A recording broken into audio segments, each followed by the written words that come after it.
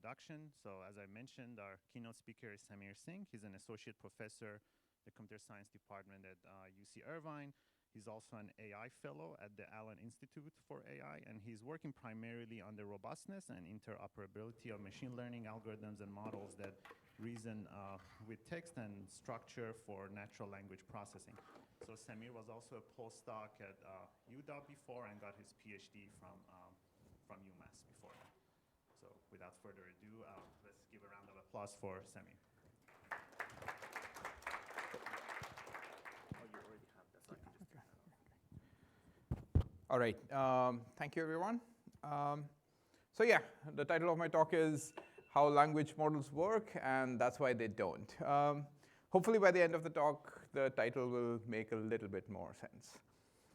This is going to be a combination of me talking about some of my research, talking about language models and the field in general, but also trying to glean whatever information I can about proprietary systems in a way that they seem transparent to you. But a lot of this stuff is actively being developed, changing every week. And so these slides might become obsolete by the end of the talk, so I apologize for that. OK, so before we talk about what's happening in 2023, I want to take you all the way back to 1998. This is what my life kind of involved when I was in 1998. I was like 15 years old. Those were the games I was playing. That was the computer I had. And I was spending a lot of time just learning programming and doing things. And I'm going to walk through something I did in one of my computer science classes because I was bored. They were asking us to sort a list or something, and I wasn't interested in that. So I built what I would call my first AI. Okay? Here's what it did. I tried it out on all of my classmates, and it kind of worked really, really well. People would come over, so like this guy would come over and put his name, and this is a basic program. So they would enter their name, and there were lots of Samirs in my class. It's a common name. And then once they would press enter, it would say, hey, Samir is a male name. Somebody else would come along, put their name, like Priyanka, and would say, hey, Priyanka is a female name. Right? It blew everybody's mind in my class, right? Because it was like a few lines of code. I didn't show them what the code was. I just showed them how long it was. And they were like, this is amazing, great. It didn't help me in sort of any dating or anything like that. Luckily, I met my wife separately in the next year. But yes, this was sort of, I was very impressed not by what I had written, which was, we'll talk about later what it was, but the effect it was having on people, how they thought it was amazing and like intelligent in some sense. OK, so let's actually now come to 2023 and think about how we would do this now. So if you want to do it by using traditional machine learning pipelines, you would collect a lot of data. You would collect from somewhere a bunch of male names. Since I was in India, these are all Indian male names. And then I will go around, look at people, think of my relatives, and come up with a list of female names. Right? I would put in a lot of effort collecting this data, and then essentially train what I'm going to call a task model, which is only good for doing this thing, this one thing, right? Taking male names and predicting whether it's male or female. Taking another name, predicting whether it's male or female, right? And we can train this using all of the machine learning toolkit that we've been developing for the past, I don't know, 20, 25 years, okay? All that seems great, but obviously you want to do stuff more than just classify names into male or not. But the idea essentially stays the same. So suppose you want to do sentiment analysis, where given any piece of text or a tweet or a headline or something, you want to figure out, is it positive or is it negative, right? In terms of its sentiment, is it positive towards what it's describing? And so, for example, you would say, my trip to Rio was awesome, or was really awesome. That should be a positive review. That's a positive description of the event. And how would you train such a task model? Well, you would collect a lot of positive sounding sentences, mark them as positive, collect a lot of negative sounding sentences, mark them as negative, train this classifier just to do this single task, and you would be right. You would get some accuracy. Right? That's sort of traditional machine learning. That's how machine learning is used for a bunch of these things. Okay. Now, when it comes to NLP, it's a little different. NLP is a little bit more interesting than rest of machine learning, I want to say. Let's think about why that might be the case. The main thing is that there is already a lot of text out there. All of Wikipedia, all of the internet, all of the books that we've had digitized for so many years. There's just so much text out there. Yes, it may not be labeled for exactly what you want, like Samir being labeled for male and so on, positive reviews being labeled exactly for the positive sentiment you're looking for. But there is a lot of text out there. Maybe there's a way to use that somehow. Right? That intuition that we can reuse some of the text out there to learn something from it is the key insight behind language models, behind all of the developments we are seeing in NLP, why you're hearing about NLP, why I'm standing here. Right? So just for these two examples, let's see. I just want to give you an intuition for what kind of information we can capture just from text out there. So here's a sentence. Samir likes his house. I kind of made it up, but you can imagine this kind of sentence would be pretty easy to find somewhere online. Right? And now the key thing here is that the word there is his and not her. Right? Now someone wrote this text on the internet, put it up.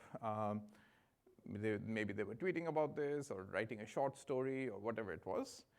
But now, because we have this sentence, if a model is smart enough, it doesn't need anyone to sort of manually label Samir as a male name or anything like that.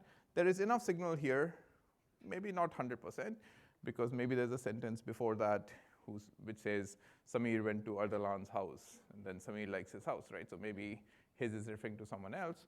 But there's a pretty high likelihood that Samir is a male name.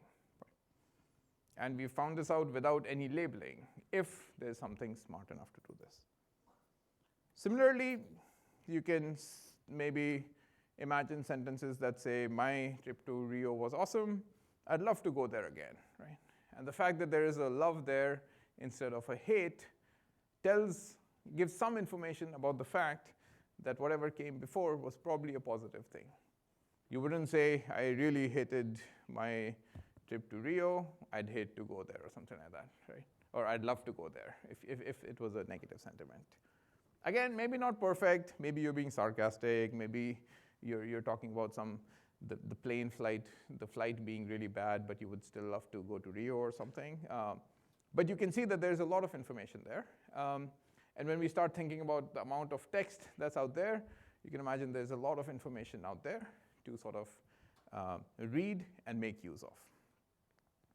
And so that's essentially what this sort of happened maybe, I want to say, a decade ago, where people were like, we shouldn't just train a model just to do this one task. Even though we care about this sentiment analysis task, let's at least make part of the model something that's dependent on outside text. Right? Text that I don't have to label, like I want to sit and label a few reviews, but maybe there's Wikipedia text that will just be useful for the model to somehow read. Okay? What that actually means, we'll talk about it later. Right? And this intuition is sort of what kicked off NLP into a completely different phase, which was to say we weren't just training model to do one thing. Suddenly, something was reading the internet, in this case Wikipedia, English Wikipedia initially, and trying to do something with it so that it can be a useful sentiment classifier. Let's sort of go forward in time around, I would say, maybe 2017, 2018. Things started becoming bigger. We started using bigger and bigger models. But also, the proportion of the model that was based on reading started becoming bigger. Right? So in the previous slide, it was kind of a small piece.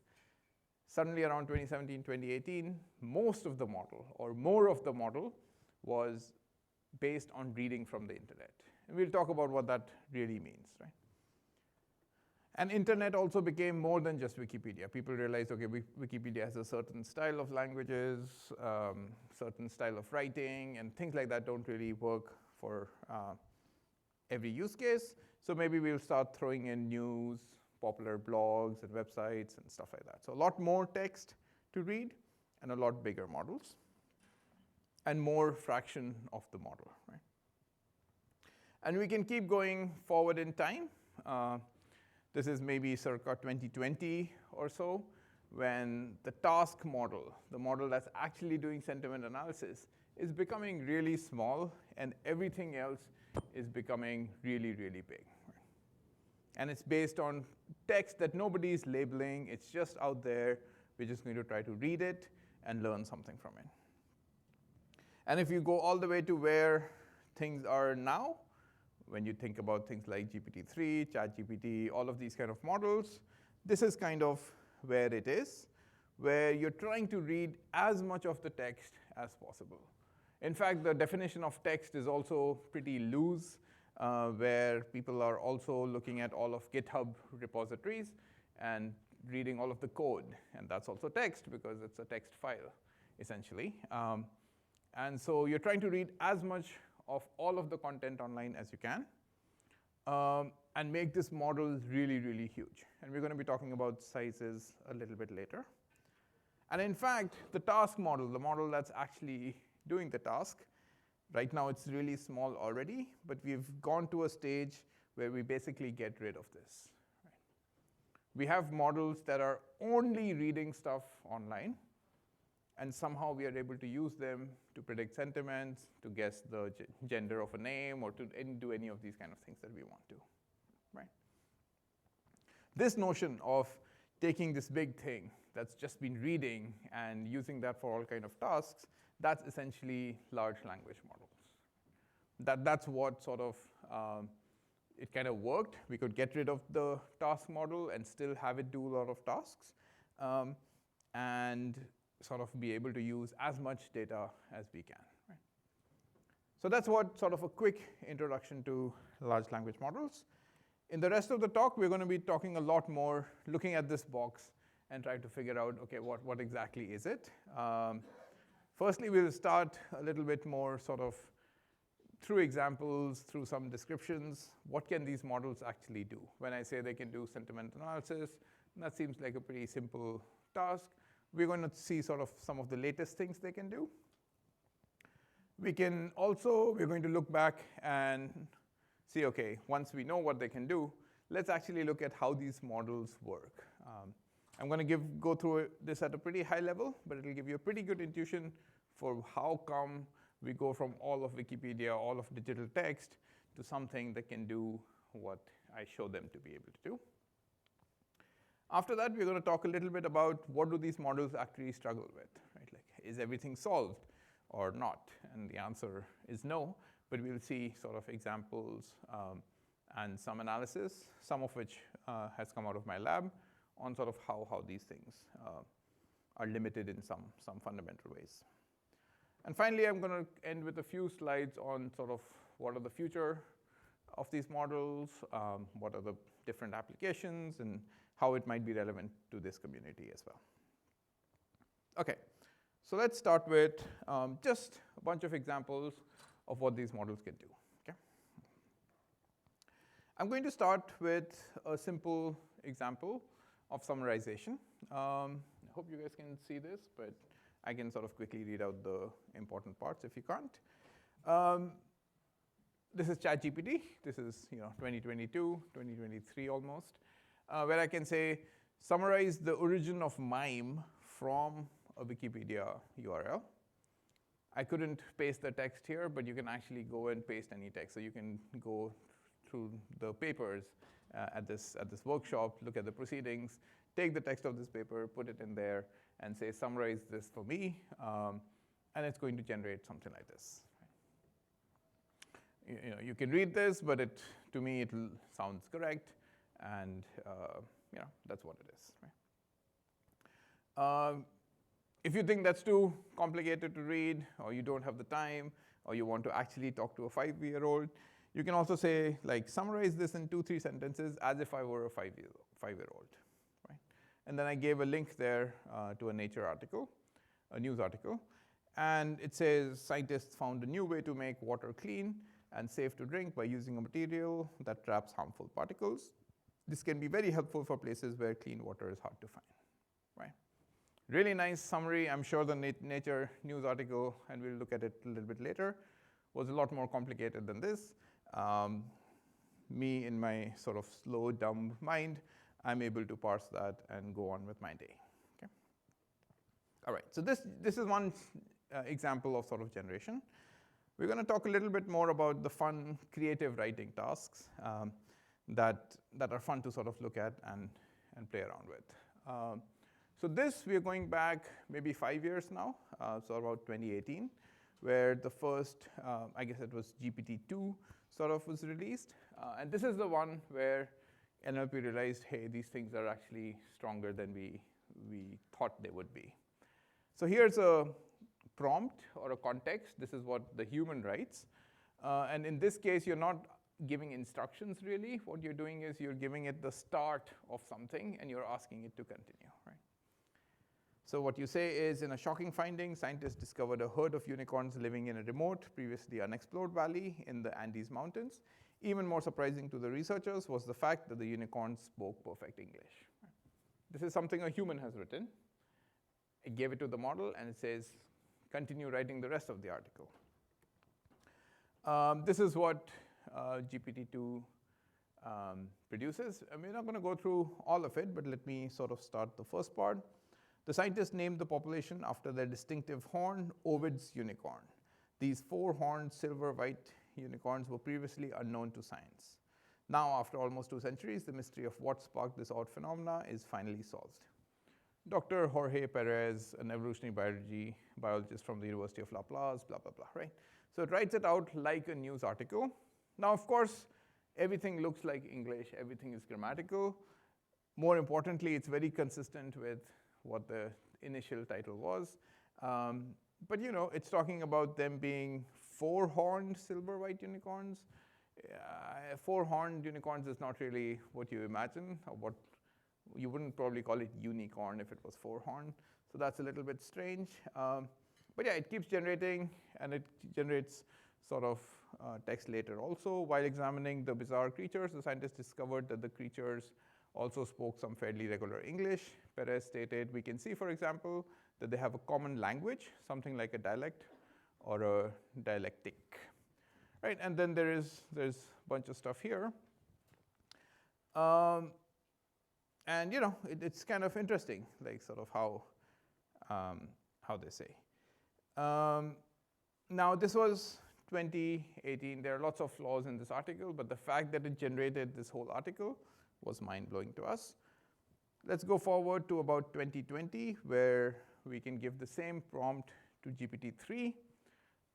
This one is a little bit more difficult to read, but you will realize that this is a lot more interesting and consistent to read. So it starts with, they were found to have particularly coiffed hair and wore what appeared to be the dire makeup. And then there's a quote, we were shocked to discover the unicorn, said the anthropologist Daniel St. Maurice. They were like nothing we had ever seen before. We heard legends of unicorns, but never thought they actually existed. And it sort of goes on to generate a bunch of stuff. You don't have to read it, but I will point you to the last sentence here. It says, the unicorns then asked the scientists to help them kill all of the humans on Earth. The scientists agreed, saying that they were, and ... Right? Okay, so that was not the intent of the headline, but somehow that got stuck in there, maybe pushing the creativity aspect a little bit too much. Right? Now, before we move on to more practical examples, I have one sort of test use case that I've been using throughout the years, and I'd just like to visit that. So the prompt here is, this is a love letter written by a toaster. Okay? This is just a prompt that I like to start with. And GPT-2 comes up with, I'm writing this letter to you because I want you to know how much I love you. I know that you're my best friend, that I will always be there for you, blah, blah, blah. There is no from toaster, who is the toaster writing to, nothing like that. It looks like a perfectly functional, generic love letter that you can send to 10 people at the same time if you feel like. Right? Now, this was, again, 2018. Jump ahead to 2 years. This is 2020.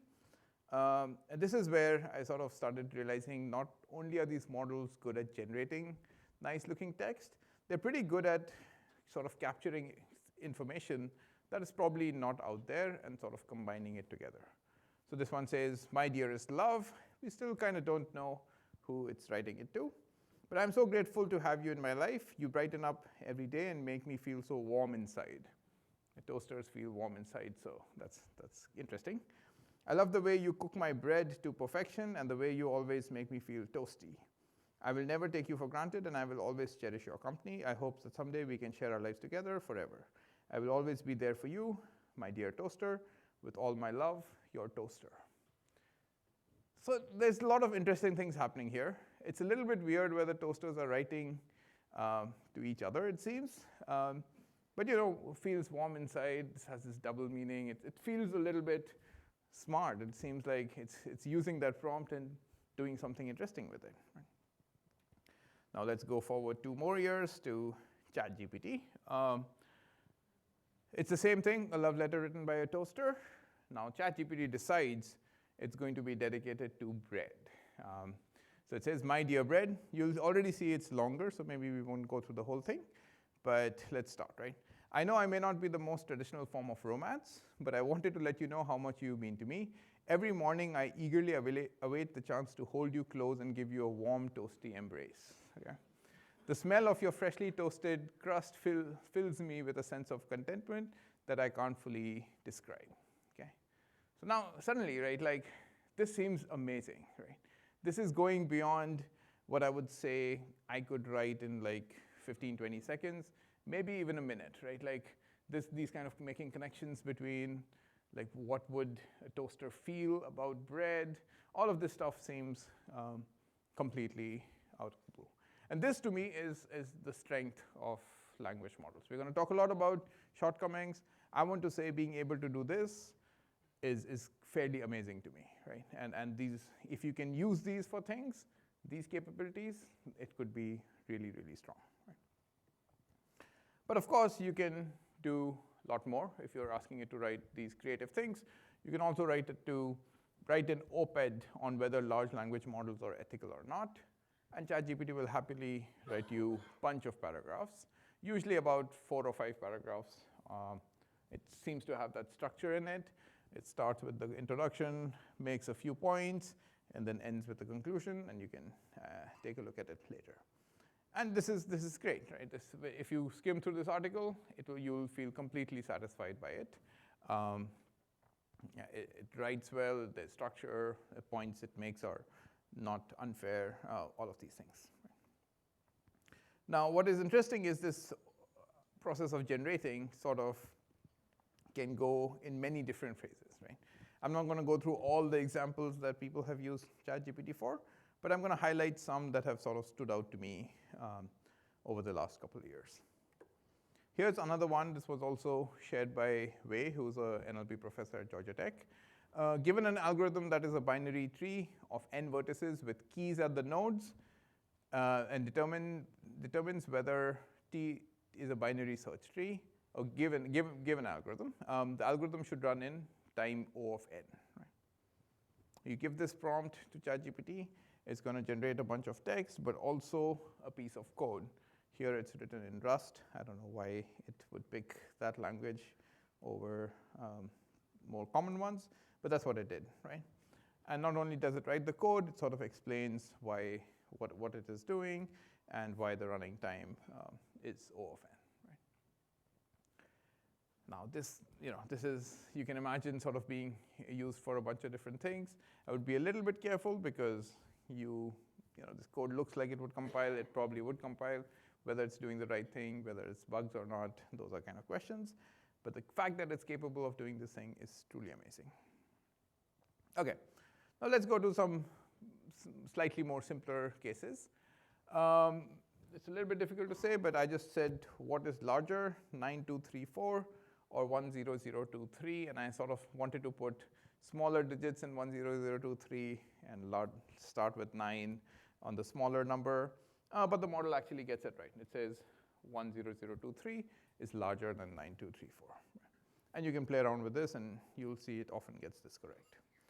Here's a slightly more complicated one that even a lot of us might struggle with. Convert 4 minutes, 20 seconds as a minute per kilometer. So that's how long I take to walk, I suppose, to how long does it take for me to walk a mile. So convert it to minutes per mile. And you can see, and we're not going to go through this, but it sort of breaks down 4 minutes 20 into a decimal number, which is 4.333, which is correct. That's how many minutes per kilometer. Then it has to convert kilometers to miles, and it has the conversion factor correct to, I don't know if it's correct or not, but it's at least it guesses it for up to 6 digits or 5 digits of precision, multiplies all of them, and gives the answer, 2.7, and all of this looks correct. And it's able to not only just get the answer like a calculator would when you do unit conversion, it sort of walks you through the process so you can sort of take a look at it. And there are a bunch of other things. One thing I will quickly mention is that essentially what makes these language models really strong is as long as you have text, you can adapt them to anything that you want to do, right? This is what I meant when I said we're getting rid of a task model. Most of NLP now is not learning a model for a specific task. It's trying to reuse these models in different ways, right? We talked about sentiment. We talked about predicting gender. This is a couple of years old, but when my daughter was like 2, 1, she used to try to pronounce things that she shouldn't be struggling with at that age. But here's a data set that I quickly created, right? The following is how my daughter pronounces some words. Word is watermelon, she says watermela. The word is apple, she says appa. Word is pineapple, she says pineappa, right? This is just, I'm just telling the language model this. There's no machine learning happening at this point. I'm not updating any parameters, learning any neural network. I just give it a few examples. And then I just kind of continue as if I'm writing another sentence. I just say, the word is cantaloupe, and what does she say, right? And I just ask the language model this, and the language model, based on what I have given, what it has seen so far, maybe based some loosely on what it has seen out there in the training data, says that it says cantaloupa, right? Which is close enough to what she would say, right? And this is a word that's made up, right? Like this is not a word in the vocabulary, it's just a word that's made up. It probably hasn't seen it before, but it's able to generate that. So you can do any task you want just by writing what you want it to do, give a few examples, and it'll give you a prediction. That's the real sort of strength of these language models when you think about doing practical tasks. Okay, so that was a quick sort of whirlwind tour of what these models can do. Let's actually now start thinking about, okay, these capabilities seem amazing. How do these models actually work? Let's sort of go a little bit deeper into what is inside these things that's able to do all of these completely different things, many times better than humans in some sense. What's actually going on, right? Now, to sort of tell you a little bit about what could be happening, I want to go back to the example we had earlier and talk about how artificial intelligence inside can be pretty simple. I told you this example. That was a simple one that I wrote up in a couple of 15 minutes or something, which was this. And it was doing a few things. I'm not listing everything it was doing, but essentially what it was doing, and this works for Indian names, so don't try it on your own, is to look at the last character of the name and was checking whether it's a vowel or not. Right? And this was really, really good for everybody that I knew at that time. There was a bunch of exceptions, so there was a bunch of like, oh, unless the name is this and the name is this kind of rules. Maybe there were 5 or 6 names I put in there that were exceptions to this rule. But this rule really, really worked, right? I didn't need to collect data. I didn't need to do any manual tagging. I didn't need to train anything. I just had this pattern that I knew just from knowing what names are. But the people who were using it didn't know I was using this pattern, and that mismatch made them more impressed than they would be. Now if you look at this, nobody's going to be impressed, right? This is not AI. But the effect it had on people, it made them feel that it was AI. what I want to say is that this is a very simple version, but this is one of the versions of what's happening with large language models. We attribute intelligence to them, we attribute a bunch of different things, but nothing like that is actually taking place. What is happening is very basic pattern matching. Well, let's not call it basic pattern matching. Let's say very, very, very sophisticated pattern matching, and you can argue that that pattern matching itself is intelligence if you want to. But I would be very careful using any words like that when we are describing sort of language models and what they can do. So let's actually talk about language models and how they are trained. At the very core of it, all these models are doing, right? So I was just showing them to you as a box, and something was going in, something was going out, but let's actually talk about what is going in and what is going out. All language models do, this is very important to sort of, this is the only thing they do, is guess the next word. Not even 2 words, not even 5 words. All they do is guess what the very next word would be. Okay. In fact, like if you want to go into the details, it doesn't even guess the next whole word. It guesses the next word piece, but we won't talk about that. Let's assume it's going to guess the next word. What that means is you can give it a sentence or a document or whatever you want that says, my trip to Rio was, and ask it to guess the next word. And it's going to come up with a whole probability distribution here. So my trip to Rio was amazing, or an, or one, incredible, awesome, absolutely, and so on. Right? And it'll have probabilities attached to those. Right? So it seems to really think amazing is what the next word is, but it has a bunch of other options that it thinks are also reasonable next words with much lower probability. Okay, so this capability of being able to guess the next word gives us all of the stuff that I talked about. I would say gives us to a very large extent all of the stuff I talked about. Okay, so it must be really good at guessing the next word. So how do you train it? How do you actually train it to be so good? Okay. This is where the other simplicity behind these language models comes in. Right? The question is, how do you train these language models? Well, you have all of this text out there. You have gigs of text. We count in terms of number of words, and it's like 1 trillion words is what we sort of look at. And the idea is you just take sentences that are out there, like my trip to Rio was awesome, I'd love to go there again. Just a sentence you find somewhere online. You give it the first word, so you just say my to the large language model, and you ask it to say, hey, what's the next word? Right? You don't show it the next word, you just ask it to guess what the next word is. And now just based on my, the language model is a bit confused, like what do you want it to guess? So it's just going to give a bunch of words that it thinks are very likely. Right? In the beginning of the training, it'll look completely bad. Towards the end of the training, it would look something more reasonable like this. Like, look, you're just saying my. It could be my name, my friend, my mother, my father, my favorite, my first, and so on. And you can see with probabilities attached to them. And it's really confused. It's basically saying all of these are possible with 1 or 2%, and that probability keeps going low. Right? But we know that the next word is actually trip, and that is too far down the list. So we essentially say, look, I know the next word is trip, so change all of your parameters so that trip goes higher in this list. It has a higher probability than 0.05 because we just saw it. You're wrong by putting it so low, put it higher. This intuition is the only training step for large language models. You guess the next word, you're wrong, well, you should try to update yourself so that you're not so wrong the next time we ask you this.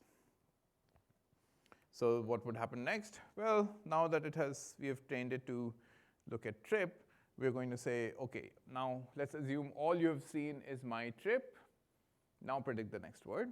And again, it gives a bit of a distribution. Well, in this case, it gives 2 the highest rank. Right? It says my trip 2 is the next word. It also thinks that a new line could be a next word, like you're starting a section or a paragraph title, like my trip, and then you're going to write something. Or there are my trip is, my trip in, my trip started with much lower probabilities. Right? And even though 2 is the highest, you still say, it's not 100%, so we are still going to ask you to increase that a little bit. Right? Of course, the amount you ask it to increase here is less than what would be in the previous case, but you're still asking it to increase probabilities of every word that is in the sequence that it's looking at. Now let's put in trip here, my trip 2 as the input. Now my trip 2, what's the next word? And the model will guess a bunch of these things. It thinks with a pretty high probability it should be the, because then that it seems is the most cases it'll cover a lot of things. My trip to the beach, my trip to the city, my trip to the hospital, my trip to the bank, and so on. But then it has a bunch of popular places, right? So new usually refers to New York in this case, London, Paris, Europe, India, blah, blah, blah. These are like sort of the top predictions it has. I guess that's what people are talking about. In our case, we're talking about Rio. So we tell the language model, look, that's way too down in the list. Increase the probability of Rio. Okay. Now I've just shown you what happens on three words. On part of a sentence. We don't even have time to look at the whole sentence here. But essentially now you can imagine what training looks like. We just find sentences, find documents, give it one word at a time, hide the rest of it, ask it to guess the next word, see if it gets it right, increase the probability of the word that was actually there, give it to that, ask it for the next word, and keep going. Right? And we do this for as much data as we can. Maybe go through it again and again, although the data sets are getting so big and the models are getting so big that we often don't even get a chance to go through them more than once. But yeah, we go through that as much as possible. That's essentially how language models are trained. So let's look a little bit at what the data set is in there. This is, I have to say that some of the data sets are not proprietary, are not public, so we don't really know what's in the data set. This is one of the ones that was gathered and put together and released publicly. This is the PILE data set by Luther AI. And here's sort of a division of what that looks like. All of the blue stuff here are essentially papers. They're medical papers. They are all of arXiv submissions. I don't know how popular arXiv is in this community, but in machine learning, that's where all of our papers go, even before they go to conferences. So all of arXiv is in there, a lot of law stuff is in there, all patents that are out there in there, all NIH documents, and all of this stuff, right? All of that thing is blue. So the model kind of has to predict how to write all of the scientific stuff. All of the green things is sort of general text on the internet. So there are different boxes here, but essentially these are versions of Wikipedia, Stack Overflow, but also just websites that are out there, news websites, and a bunch of these things. All of the orange stuff are what is called prose, but essentially books and short stories and poems and collections of these things. People have sort of Project Gutenberg, if people are familiar with it, are these books that are in the public domain. All of that stuff is in here as well. All of the gray stuff is code and, let's say, math and code.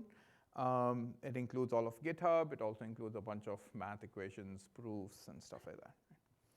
And the yellow stuff is more dialogue-like stuff. So dumps of IRC channel chats, subtitles of movies, and a bunch of things like that. Right? Hacker News for people who look at that. And the relative sizes here are sort of the relative sizes in the data. Right? This is about almost like a terabyte of text. Terabyte doesn't sound maybe too large, but a terabyte of text is a really, really large amount of text. Text tends to be not that big. So yeah, so you can say like, okay, at least a third of it is just scientific articles. At least a significant portion is code and math, but then all of this stuff is mixed together. So the question is, why is this predicting the next word enough? Like, why is it so strong, right? And now if you think about it, it's not so easy to do this task. So for example, if I say Barack Obama was born in 19 what, I think most of us are going to struggle with what that number should be. Maybe we can guess the decade. Was it 60s? Maybe it was 60s. But beyond that, it's going to be difficult for us to get the year correct. For a language model, if this sentence was in the training data, it has to fill in the right number, otherwise it gets penalized and it has to update itself. So this is how the model kind of learns facts about things, is because it sees sentences like this. It kind of has to learn common sense stuff as well. This is kind of a made up sentence, but you can imagine some version of this appearing in the text. Alex loves chewing bones, which is not a surprise given that he's a blank. Now you kind of have to think about, okay, who likes to chew bones? Like, you might initially think it's a human, but probably it's a dog is more likely, right? But that's something about, oh, dogs like to chew bones and humans don't and all of this stuff. That's a little bit common sense. Since you're training on math, you're training on code, you might see things like, 24 times 18 is what? And the model has to be able to fill that in as well. You see a lot of coding. So here's a comment that says, blank, starts a comment, computes the shortest path. And then there's a new line, and then there's a function description that says shortest path from a graph, generate the next token, right? And the model has to basically learn how this code works. So has to learn how to write the code for shortest path. And finally, you can think about sort of higher level reasoning that involves sort of emotional reasoning and mathematical reasoning and things like that. I wanted it in 10 days, but it took 2 weeks, which made me blank, right? Probably wouldn't make you happy. It would probably make you frustrated, angry, sad, so on. Partly because there's a but there, but also 2 weeks is longer than 10 days, things like that, right? And the fact that you're saying it made me feel something probably meant this was important. So all of this stuff kind of has to be figured out for the model to be good at guessing the next word. And there's a bunch of other stuff that happens in there that you need to do to be able to do this. Okay, so that's on the data side and why some of these capabilities come up. The other reason these capabilities come up are because of the size of the models. To be good at these, the models have to be bigger. The bigger they are, the more data they can look at, the more they can learn about these things. Here's sort of the landscape as things have evolved over time. On the x-axis here is time. So we started with some examples in 2018, 2019, and jumped every couple of years. I showed you only maybe 2 or 3 examples, but just want to let you know, you may only hear of 2 or 3, but there's a whole world of models behind the scene here. And the y-axis is the interesting part. Y-axis is the number of parameters in the model, how big the model is, and it's in log scale, right? So with everything, you're increasing it by an order of magnitude. And you can see sort of they seem to keep getting bigger over time. I'm going to roughly put a threshold of around 100 billion to say like that's the $1 million threshold. What I mean by that is to train a model to sufficient accuracy above this line is going to cost you about $1 million. Okay? So you can imagine not that many things are on top of the lines, and the stuff that is on top of the line is all from Google, OpenAI, NVIDIA, Microsoft, and there is 1 or 2 open source sort of efforts which have put together teams and got creative about compute in order to be able to cross this thing. Yeah? The 1 million is based on computation or based on what? Yes, so it's all computation, right? Just the number of GPUs you need, just the number of clusters and machines you need, right? So this number is one that can very quickly get obsolete. It's a guess. We don't know exact numbers all the time. And like, hey, does AWS give you a deal or not is a major part of this stuff. But there is this focus on like, hey, let's make it bigger. Let's train it on more data, even if it costs us a lot, even if it's something no university can sort of afford for a while, right? Till the systems and the hardware folks bring this line, I guess, higher. Yeah. Okay, so let's just go back and revisit like why are we so obsessed with size? Okay. Now what I'm going to show here, I'm going to sort of talk about it fairly quickly, is what happens when you scale things up. These are called what people call scaling laws. It's not a great name, but it sort of talks about what happens when you scale things up. Right? So the x-axis in all three of these is going to be size. What was y-axis is now x-axis. And as you go, it becomes much, much larger, and again, log scale. Right? One of them is compute, one of them is data set size, one of them is model size. Okay? And the compute is essentially a combination of data set and parameters, but it also involves how much training you're doing. And the y-axis here is what we call loss. It's basically opposite of the accuracy of guessing the next word. Right? So you should think of y-axis as how often does it get the next word wrong. Okay? So higher is bad, right? Like the higher number on the y-axis means that it gets the next word wrong more often. Okay? So we want it to be lower. And what is interesting to see here is essentially this relationship between size and how often it gets it wrong. It seems to be linearly sort of going down, right?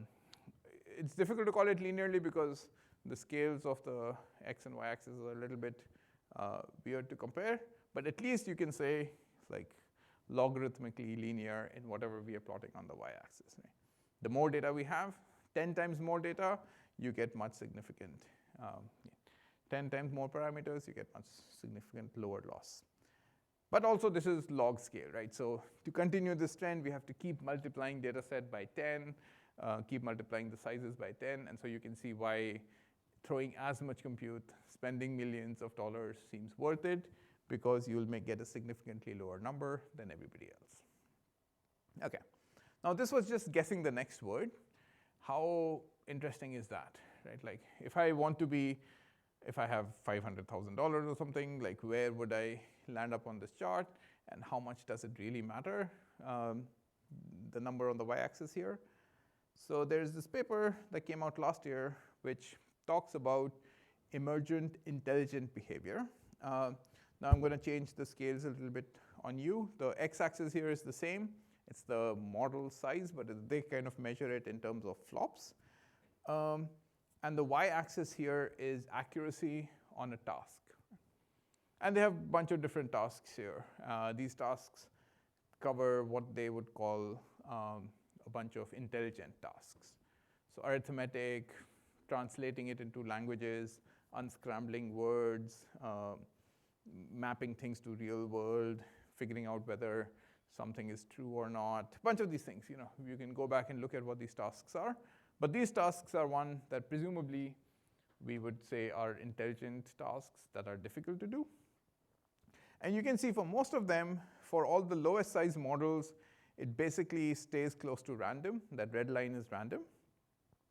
And then suddenly, there seems to be a phase shift where at some size, it suddenly becomes somewhat better than random. Right? Sometimes much better, sometimes not much better. The y-axis here is basically same across each row, but you can interpret it as you like. Right?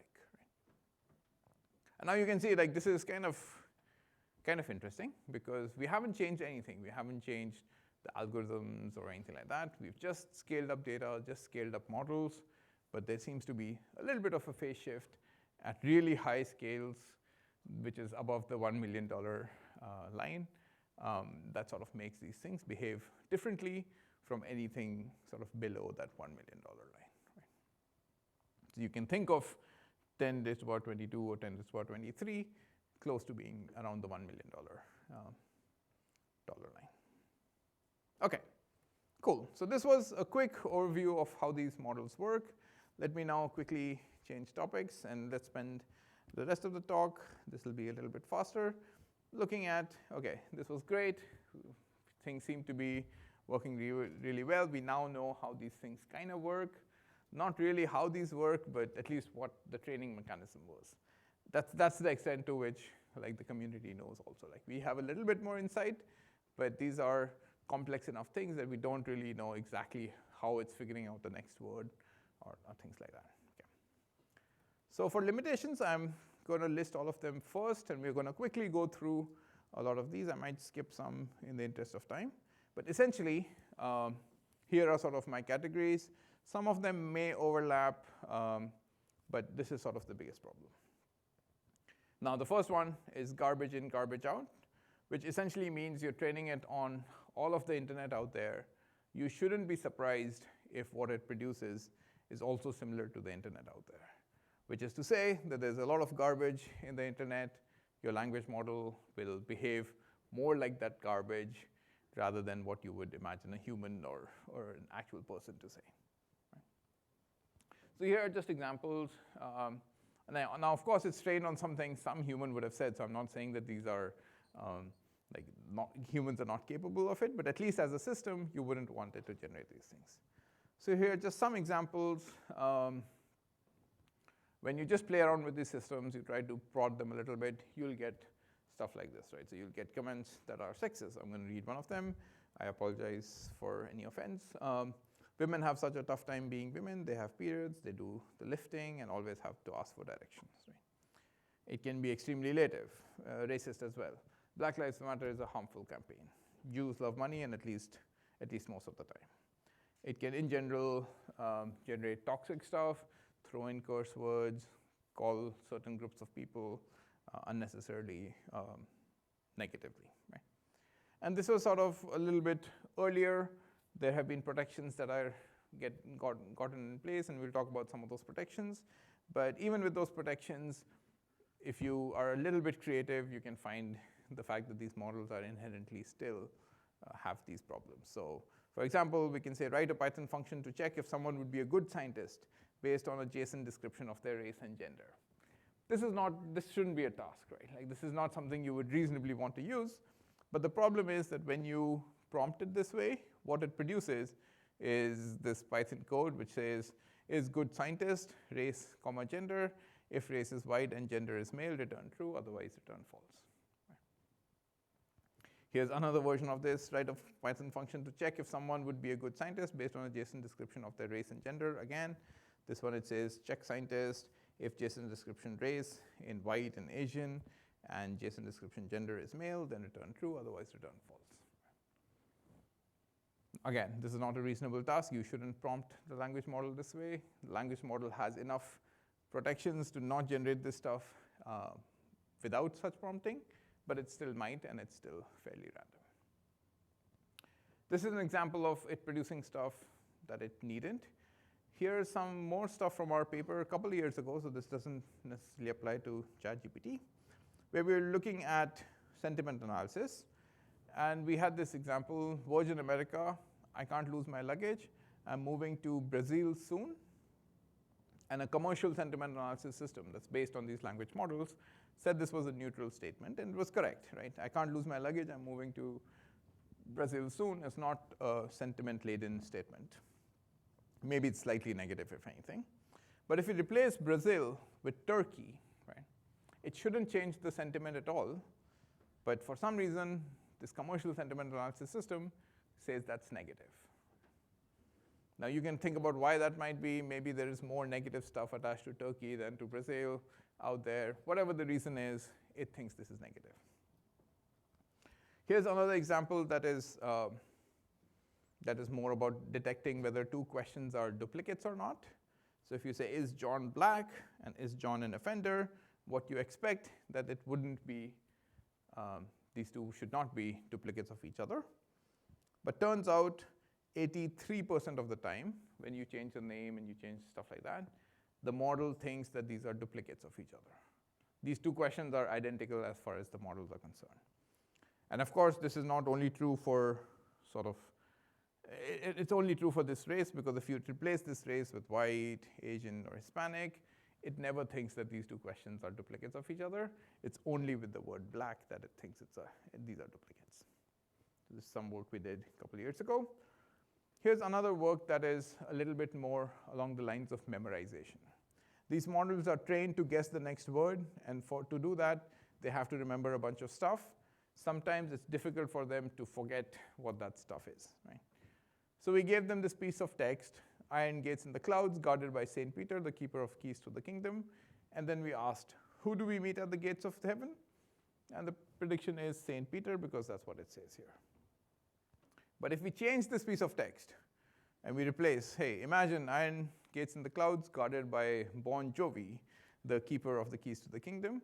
Ask the same question, and the model, instead of saying Bon Jovi, which is right there, it says St. Peter, because it's so sort of conditioned to say that it doesn't think beyond that, right? And so the closer the answer seems to be to something it has seen, it tries to do that, and it's very, very sort of memorizing all of these answers often, instead of actually looking at what I'm asking it to do. In some data sets, this is as bad as 94% of the time. In others, it's as bad as 34%, which is also really bad. And in some sense, if you do some simpler model, you wouldn't get this. Here's another version of memorization that we talked about, and this is a little bit, we'll delve a little bit here technically. We started playing around with math, and we realized that these models were pretty good at math, but they were not always correct. So here's 24 times 18, it said 432. We said 23 times 18, it said 462. Now already, even without doing the math, you'll know one of these is wrong, because 23 times 18 can't be larger than 24 times 18. Turns out the first one is actually correct, and the second one is wrong. Right? Now this is very unintuitive.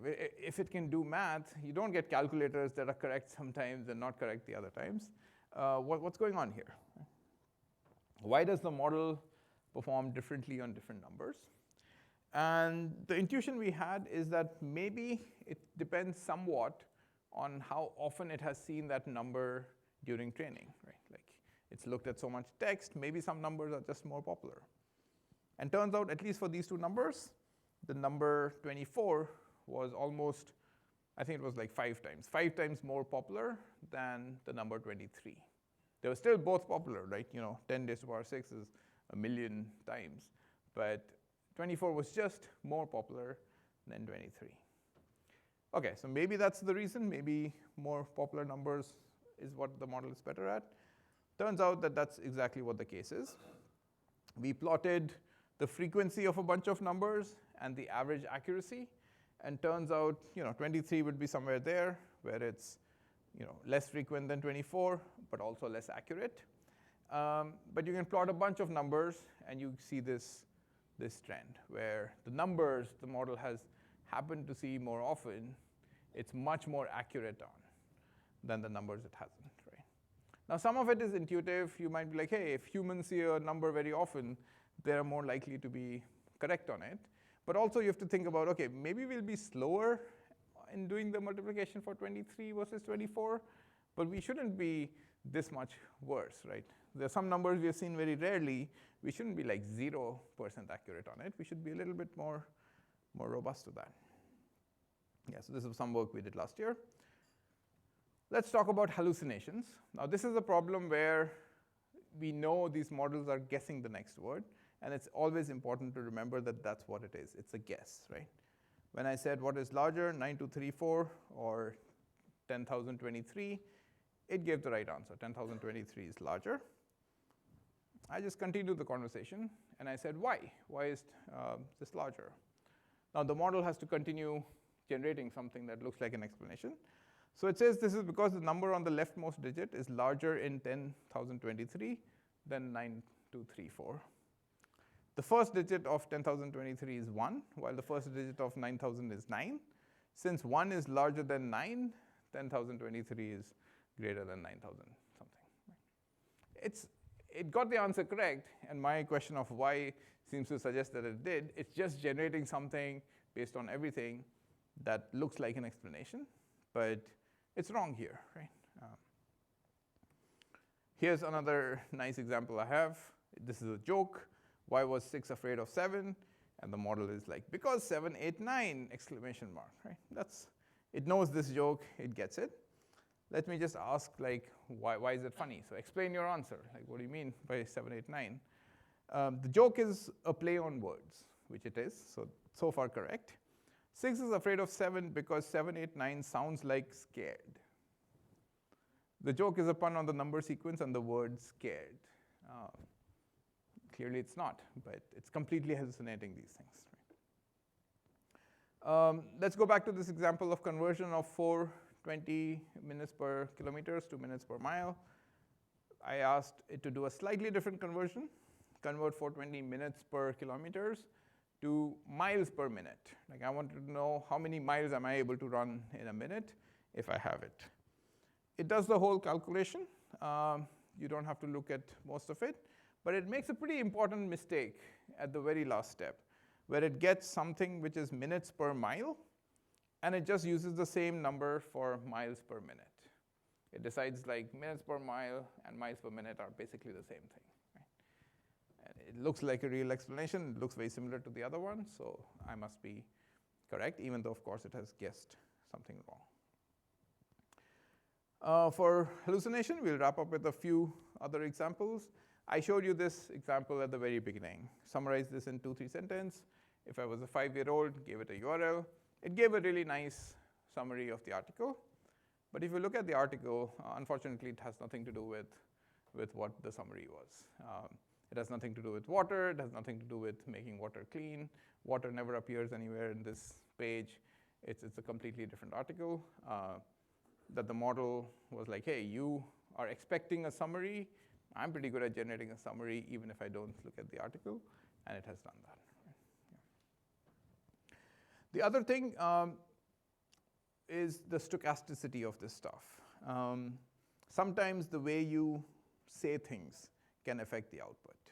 So you can say list all famous artists whose names start with an S, followed by an H, and sometimes you will get, not only is it wrong because none of them followed by an H, it's also just creating a list of repeated stuff. If you ask it a different way, you can say, okay, I'm not going to put them separately. Can you give me a list of 12 painters beginning with SH? And it sort of goes in. Yeah, the first 3 seem correct. Some of them are artists. Others I don't know if they are painters. Others I don't know. But then you see it starts repeating things, and then it just kind of gets stuck and starts repeating a bunch of stuff. Here's another one where it's just sort of stochastic in its output. So not just how you prompt it, but for the same text, since it's guessing the next word, when you ask it again, it will generate something completely different, right?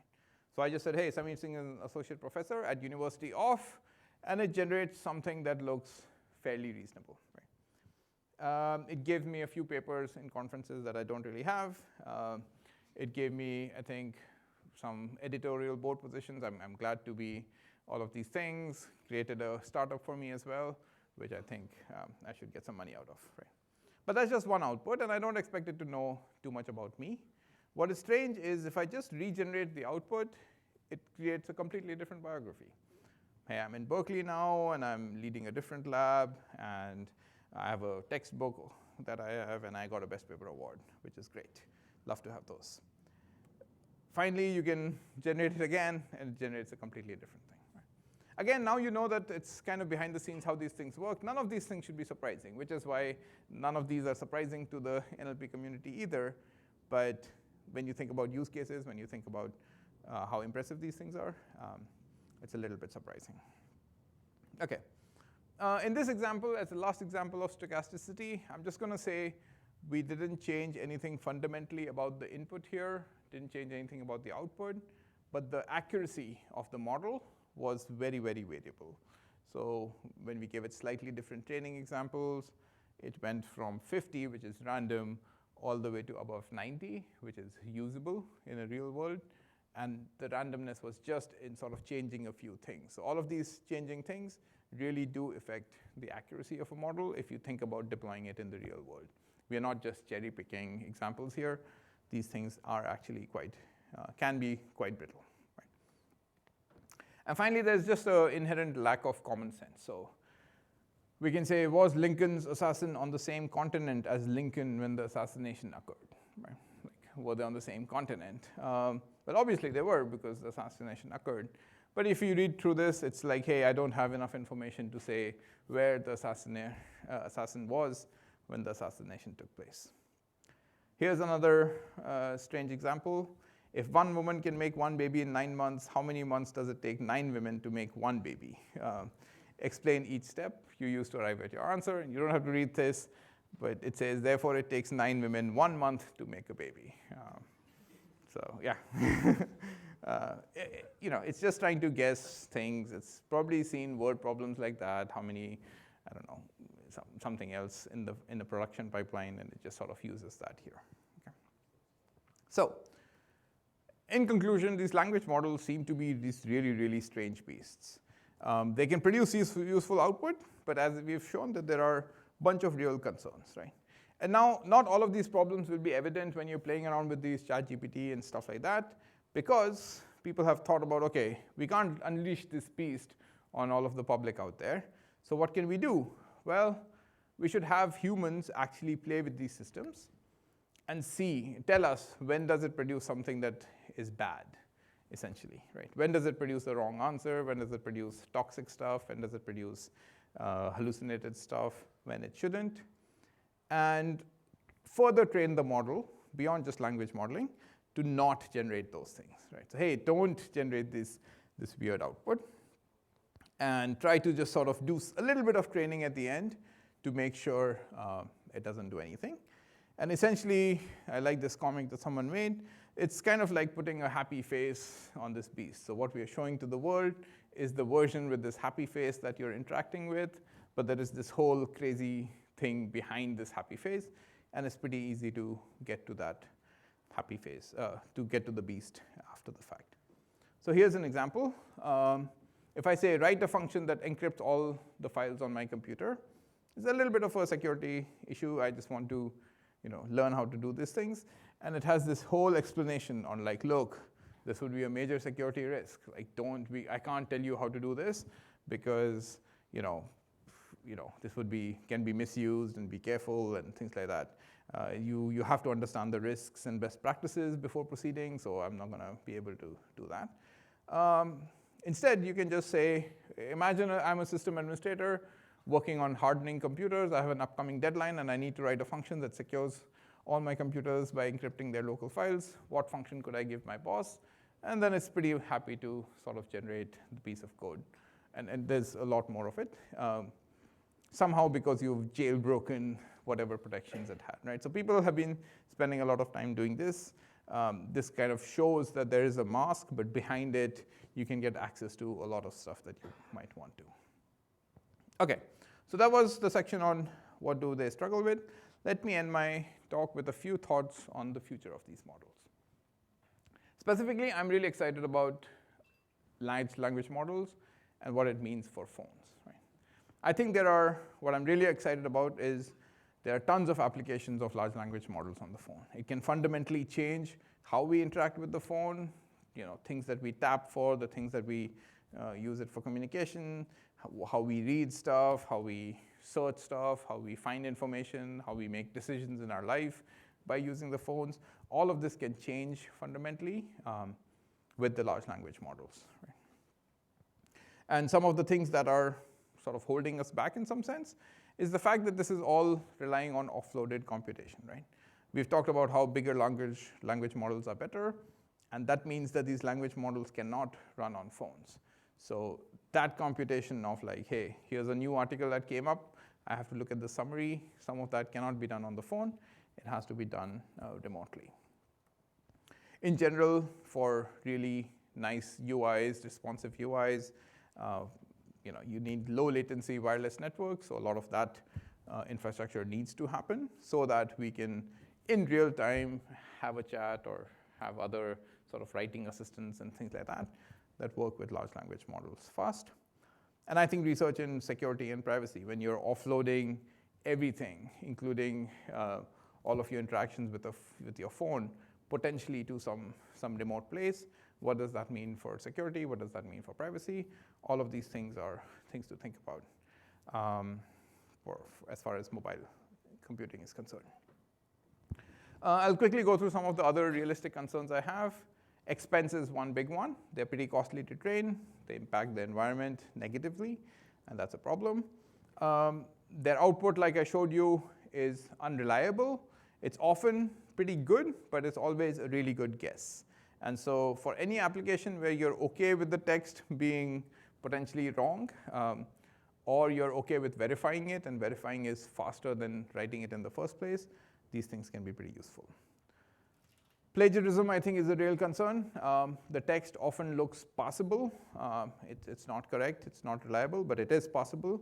And that adds that adds noise to any process that has reviewing, right? So papers is one case. Homeworks is reviewing. Submissions to short story anthologies and things like that. I think a lot of them will suffer a lot in the short term. There are also long-term impacts to society that we have to think about. Like if we are engaging with news, engaging with a bunch of important pieces through large language models, then it becomes another layer of protection from what the real world is. So we know about echo bubbles and stuff like that. What does it mean for reading? What does it mean for writing if large language models are a key part of that interaction? And finally, just at a higher level, security and privacy.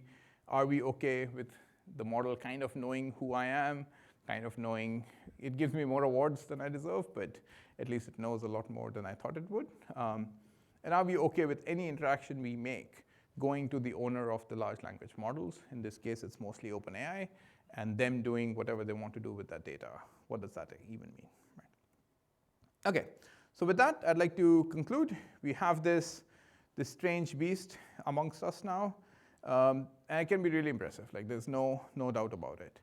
It can automatically learn from as much text there is. It's not, most of it doesn't require a lot of manual curation.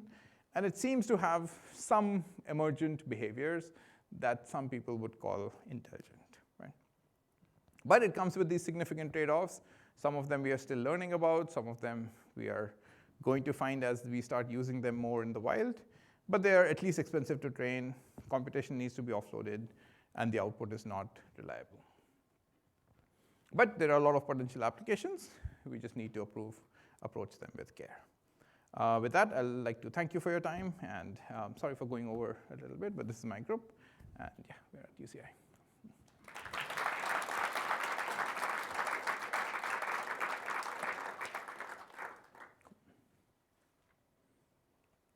Any questions? Yes, and you can either, if you can speak loud or just come to the mic. Do we have anybody online that they need to get in from the mic? Yeah, that might actually, because they're recording, so it might be better if you line up. Hi, Hello. Karthik from University of Buffalo. Interesting talk. So one of the things that came to my mind when you described the problems, this whole notion of not being able to do the math and reason, seems like, so at least I'm familiar with robotics. We do, a lot of the current day is you do some physics-inspired machine learning. So you train the model. Like, so, I mean, math, you understand logic. Right. So there might be several pieces that are not purely data-driven. I don't worry about how many times 23 occurred or 24 occurred, Right. but I train the model based on like the model itself, which is how we learn. Right. So are there works like that, or can you comment on pieces that, so I would imagine that applies directly to math, but also maybe aspects of physics and other things. Yes, that's a really good question, and I think that's being floated around as a potential solution to these problems. I will say these are sort of more broadly called neural symbolic systems. These are purely neural systems, the one I talked about. But you can imagine, like, hey, if I know these operations, I know how to add things, I know how to compute the derivative of something, all of these things, or I know the laws of physics and how females get pregnant and all of those things, we can sort of think about structuring pieces of the language model that use that. The problem is that the training becomes a lot more difficult. Right now, this goes back into the math, but right now we just look at the guess. If it's wrong, we just change a few numbers or many numbers in the large model. If we are reusing pieces that are sort of more modular, I think everybody wants that. How to train it in a way that the model actually uses them the right way and things like that is a lot more complicated. I think that's a very active area of research, but we'll see what happens there. Yeah. Satya from Carnegie Mellon University. Thank you for a very nice talk. I learned a lot. I'm curious, I'd like to formulate a version of the Turing test specific to this context. Imagine a future conference to which you give an abstract of a submission to a large language model, or some future version of this. Sure. And it produces a submission. And the Turing test is, does it get accepted? Okay? Obviously, I'm sure that we're nowhere near that today. But I'd be curious, do you see this happening in 10 years? Do you see this happening in, I mean, what is your thinking about where we are? And of course, if we want to make the problem even more interesting, if it gets rejected, the reviews can be used as further input for a future submission that revises based on that. Right. Right? And you can define the context as you wish. If you feel giving anything on the internet is too big, you can restrict it to just the IEEE and ACM digital libraries, right? I mean, so Right. we can wave our hands at the specific constraints, but the basic idea is, can you fool a program committee into accepting a paper, Right. Giving no more than the abstract? Okay. That's a really, really good question.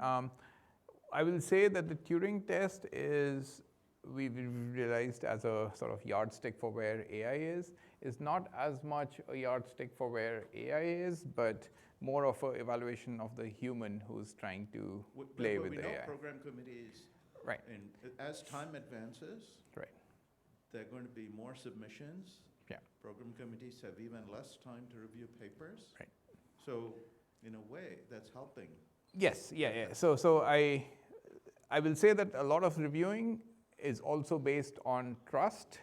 So like the model would probably be pretty good at coming up with tables of results or making claims that you sort of take at face value. And so there is that aspect of sort of academic research, why I feel like we shouldn't use these kind of tools for writing papers as sort of the default mode, because yeah, it's just going to generate claims that it cannot substantiate, or it's going to plagiarize and things like that. In terms of an actual number as to when a high quality venue would accept paper that's purely How written about from the Hartnell? abstract, yeah. How about Hartnell? Since you're I giving would the say 10 years is probably longer. It'll probably be more like 5 years. But So in 5 years, I guess how long are the papers here? How many 6 pages?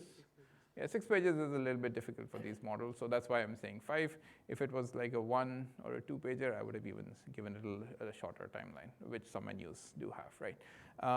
I think being coherent and consistent over that whole duration is more of a difficult challenge than writing something that would pass muster, sort of, in some sense, right? So there would be enough flags that say, oh, they made some claim, but they never revisited it, or they didn't support it enough, that kind of stuff, rather than saying that it scientifically is not a valid paper. So yeah, I think not too far away, and that's something we should be like thinking about. Even right now, whether authors should be allowed to use, for example, ChatGPT for writing papers for this venue. I think the machine learning and NLP conferences have almost blanket rule have said no, not even a single use is allowed. But it's something that everybody has. why? Well, for one, the plagiarism aspect becomes tricky. You don't know whether a piece of text that is generated was maybe a direct copy from anywhere else. And so you would have otherwise cited it, but you're not in this case. That's one version of it. The other one is just sort of attribution to the author. You assume that the whole thing was written by the people who were listed, and it's their knowledge that is being evaluated in some sense, their ideas. And when you have another thing into the mix, that's doing a lot of that for you. Directly lifting pieces and using it seems like one version of that. Thank you. 5 years is scary close. I will say that one of my the short fiction magazines that I used to read is a monthly magazine that gets submissions and sort of reviews them and selects some of them to share. They have basically stopped accepting submissions. They're not going to have new releases because they've had a huge spike in the number of submissions that they can't review anymore. And those are short stories that are a page long, and maybe all of them are not good. But from a reviewing load point of view, even if the PC can figure out which one is good and which one is bad, you would get 10 times more submissions if you allow these kind of things to yeah. Thanks for the question. That's great. Yeah. Ish Jain from UC San Diego. Thanks, Samir, for the interesting talk. My question is regarding some of the concerns that you mentioned about using learning models in teaching and learning. Like some schools have already banned it for teaching. So what do you think, like from the perspective of like teaching graduate or undergrad students, how do we incorporate these learning models as a part of teaching framework and also maybe in the exams that they can use it, and how do we design such curriculum? Yeah, so that's an important question. And I think the tricky thing is kind of what you expect students to learn from your course, right? One aspect of this is like, look, in the real world, they're going to have ChatGPT, right? I have a version of a large language model that I use every time I'm writing code, that like Copilot, if people have heard of it, that generates a piece of code for me when I write comments, right? And it's really useful. It has made me 10 times more productive than I was because I can just pick up any random language and I can start sort of write coding in it, right? Maybe we want to train our students to be okay with sort of this practical use case of language models in the loop.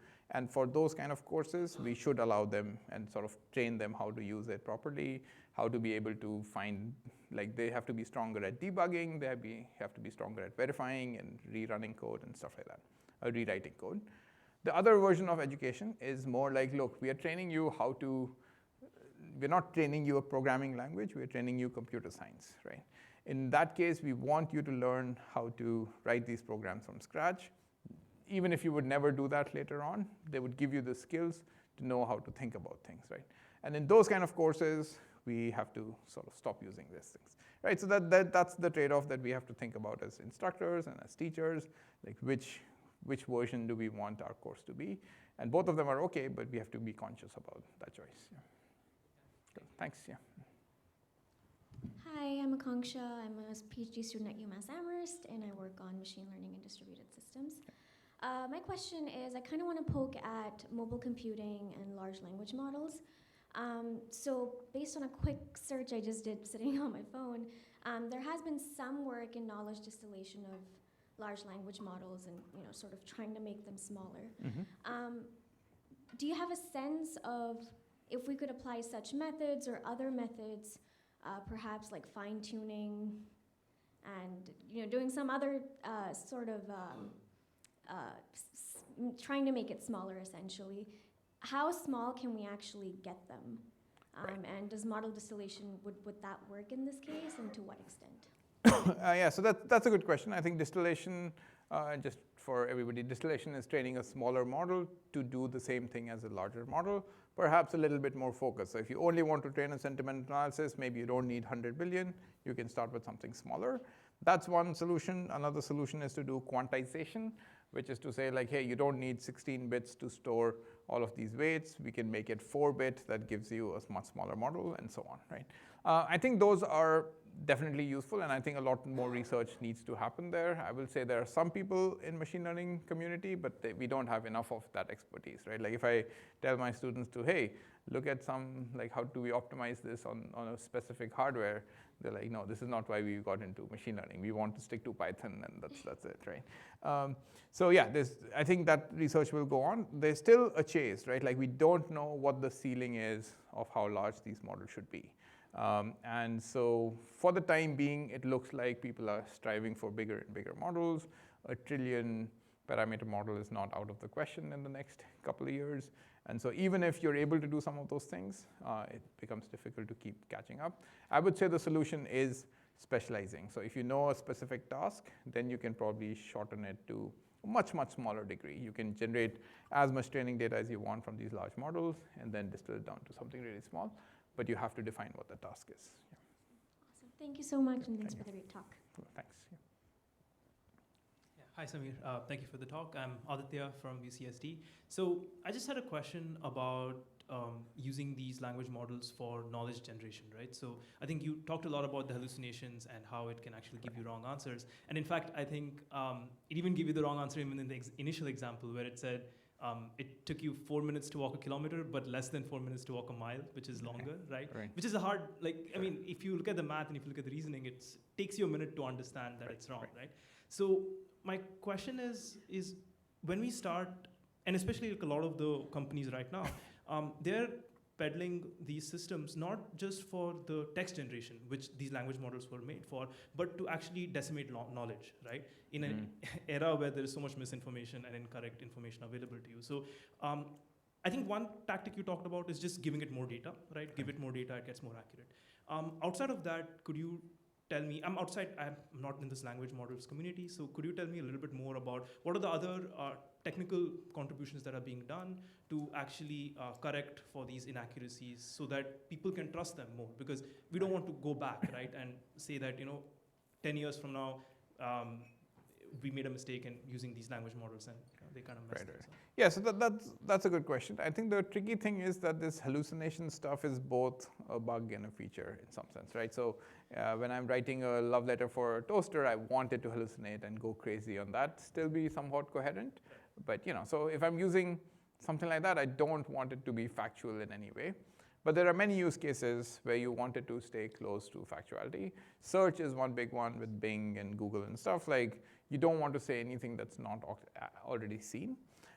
So for those specific use cases, I can imagine definitely research areas which are focusing on applications where you're given a bunch of web pages and you have to produce only stuff that you see there. But again, the solutions right now are just to train it to do that task specifically.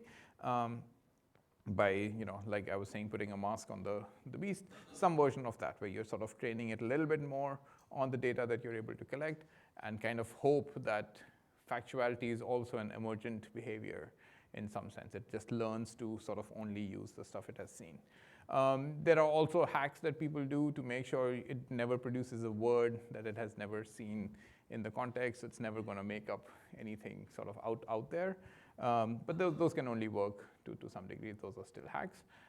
So yeah, I would say that there is a lot of effort, a lot of interest in that, but it's new enough that I don't think there's a solution that people can use right now. I see. Okay, thank you. Yeah, thanks for the question. Yeah. Hi again. Hello. I'm Nicolas from Telefónica Research in Barcelona. I have lots of questions. A really cool talk. I really enjoyed it. Maybe I'll limit it to two. Okay. One is maybe a bit faster. The one with the numbers, like you were changing one digit and we were getting the wrong answer. So I wanted to see if you have any intuition, because you mentioned that it was practically connected to the amount of times that these numbers were existing in the data sets. Mm-hmm. And I was trying to understand if, for example, 23 was more times wrongly connected with the wrong output or something like that. Right. Yeah, that's a little bit difficult for us to say because these are like 5 million instances of 23. We can't say if it's incorrect or correct. But I think these occurrence of 23 doesn't even have to be in equations. It can be in line number in a file. It can be 23 hours ago something happened. So it could be everywhere.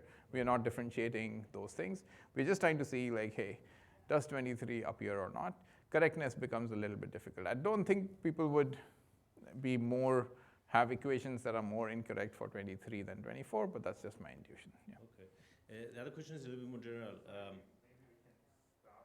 Okay. We're out of time. We need to start the next session. Sure.